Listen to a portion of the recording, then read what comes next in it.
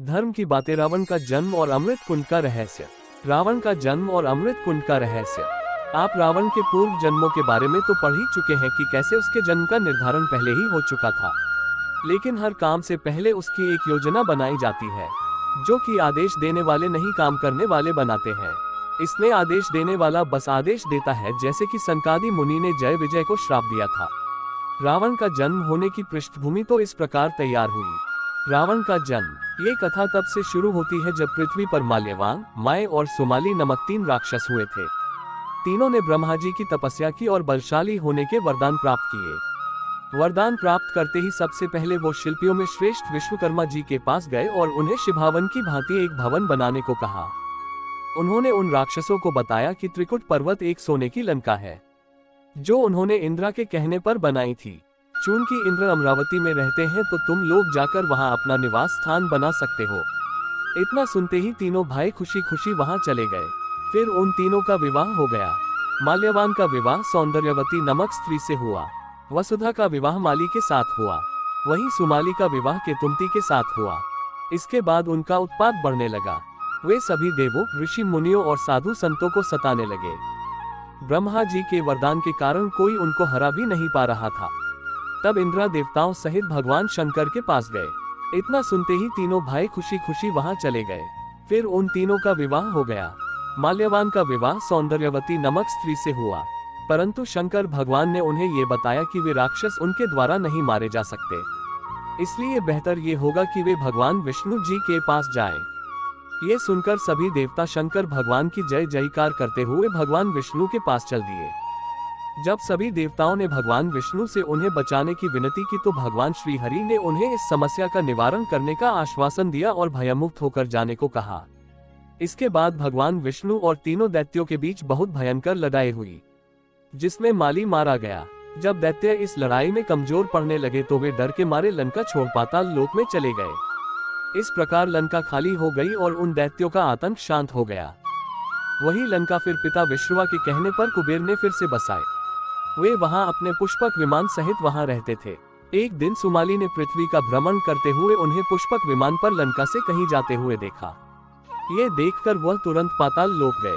वह पाताल लोक में जाकर सोचने लगे कि कब तक हम यूं ही डरे सहमे से छिपते रहेंगे और हमारा भी साम्राज्य बढ़ेगा। यही सोचता हुआ वह फिर पाताल लोक गया।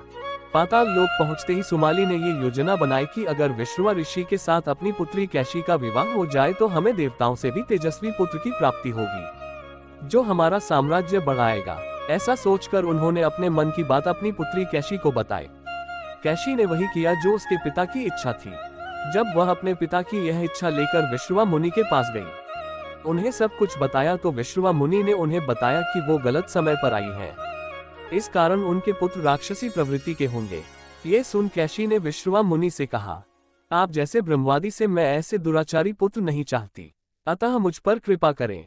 ये सुनकर विश्रवा मुनि ने कहा कि तुम्हारा सबसे छोटा पुत्र मेरे वंशानुरूप धर्मात्मा होगा। फिर विश्रवा मुनि और कैशी के 3 पुत्र रावण, कुंभकर्ण और विभीषण हुए और एक पुत्री सुपंखा हुई। रावण के 10 सिर होने के कारण उसका नाम दशग्रीव रखा गया।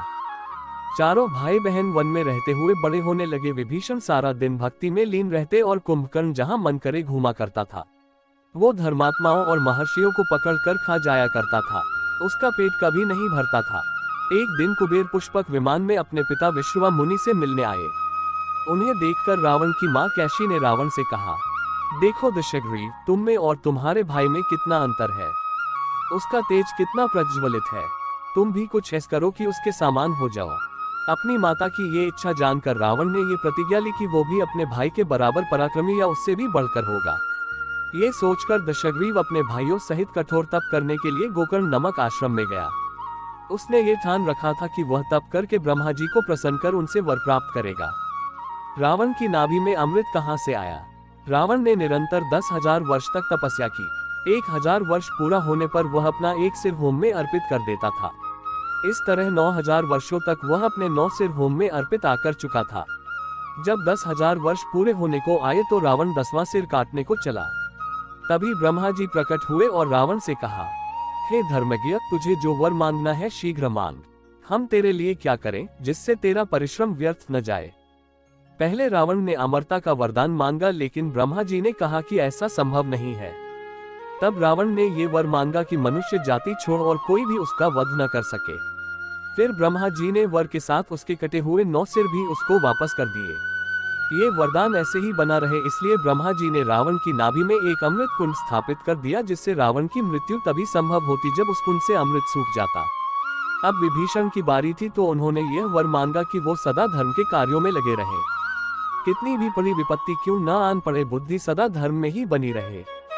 जब कुंभकर्ण की बारी आई तो देवताओं ने ब्रह्मा जी से विनती की कि ये दैत्य तो बिना शक्तियों के सबको खा जाता है और उत्पात मचाता है, फिर भी इसका पेट नहीं भरता। अगर इसने वर प्राप्त कर लिया तो बहुत ही विनाश करेगा। देवताओं की इस समस्या का हल करने के लिए ब्रह्मा जी ने सरस्वती जी का स्मरण किया। जब सरस्वती जी प्रकट हुई तो ब्रह्मा जी ने कुंभकर्ण की जीभ से वही कहलाया जो देवता चाहते थे। कुंभकर्ण ने वरदान मांगा कि वह अनेक वर्षों तक सोता रहे। ब्रह्मा जी ने ऐसा ही वरदान दिया। वरदान पाने के बाद तीनों भाई अपने पिता के आश्रम में गए और वहां खुशी खुशी रहने लगे। तो ये था रावण का जन्म और तपस्या द्वारा वरदान प्राप्ति का किस्सा। आगे की कथा पढ़ने के लिए बने रहे हमारे साथ। तब तक पढ़े रावण के पूर्व जन्मों की और राक्षस योनि में जन्म लेने की कहानी। आगे पढ़िए जो आपने शायद अब तक न पढ़ा हो, रावण को मिले श्रापों और उसकी युद्ध में हुई हारों के बाद उसके अंत की कथा। क्यों नहीं लगाया था रावण ने सीता को हाथ? अयोध्या के राजाओं से पहले भी युद्ध लड़ चुका था रावण।